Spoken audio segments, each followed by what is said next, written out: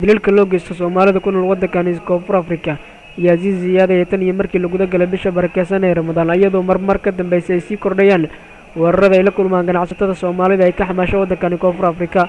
weeraradani oo ah kuwa isugu jira kuwa gaadma iyo kuwa bareera ayaa waxay Soomaalidu kala kulmaan kooxo burcad South African oo doonaya inay dhacaan hantida ganacsatada Soomaalida ku nool waddankan South Africa.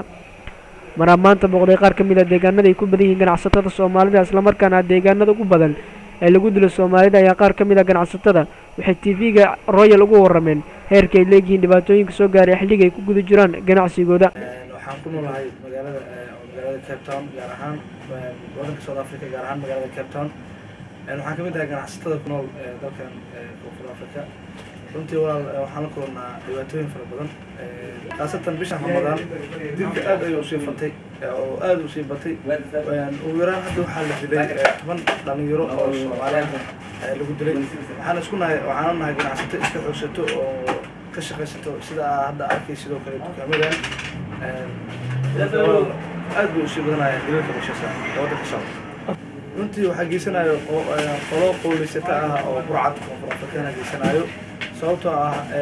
waxayna quuri laayihiin ganacsiga yar ee aan ku haysano dalkooda ayayna quuri laayihiin. booliska dhowr mar aan wargelinay dhibaatooyinka markii ay noo geystaan waxaynu ku dhahnaa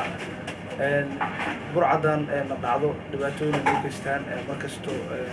waxaynu quuri laayihiin ganacsigan yar oo booliska kule waxba ay ku qabanayaan ma laha. waddankan booliska oo ku imaanaya ribooda ka qoraya wuxuu ku dhahayaa waa dabagelaynaa burcadan waa soo qabanaynaa asi dhacayo dilal keenta oo qorshe oo dhacayo كل مرة كانوا حاسين ليس هدرك وبقرشيسين وصومالي لو وارسنا ليس.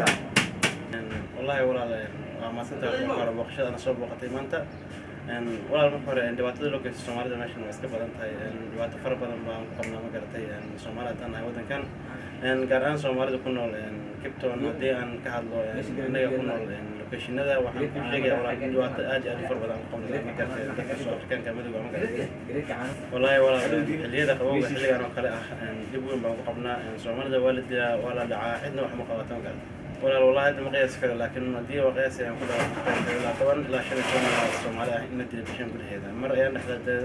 بود ما يسمع مقلة شان صومالي أهل همين مقلة لكن واجد الصومالي لا وعي مركز مقالة تكتير توم كمان تام كمان كتكتير وهذا كيس الصومالي أدي الورفاصين وتقنا مرة الوصل ولا مقدر بشين أنا جناحسي وأنا جناحسي وجوجي كانوا مدة أم كجون الصومالي وتني جناحسي كثير جوجي واحد قاعد جناحسي كم كجون ماشي ما جوجي كنا ولا مرة وقوم ولا جناحسي ونص عن قوتنا الحلية هاويس ما كلها جار بدأ بوين واسكال أبناء بدأ يربع فرنا الصبح مركز كمان الله فرا يعني 6 ساعة الصبح نما بدأ يربع فرنا كده ما 6 ساعة مرة حنقول بدأ وين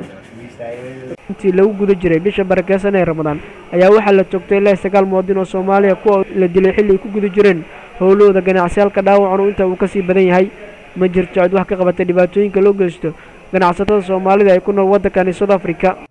Billahi qorshe Royal International TV Cape Town South Africa.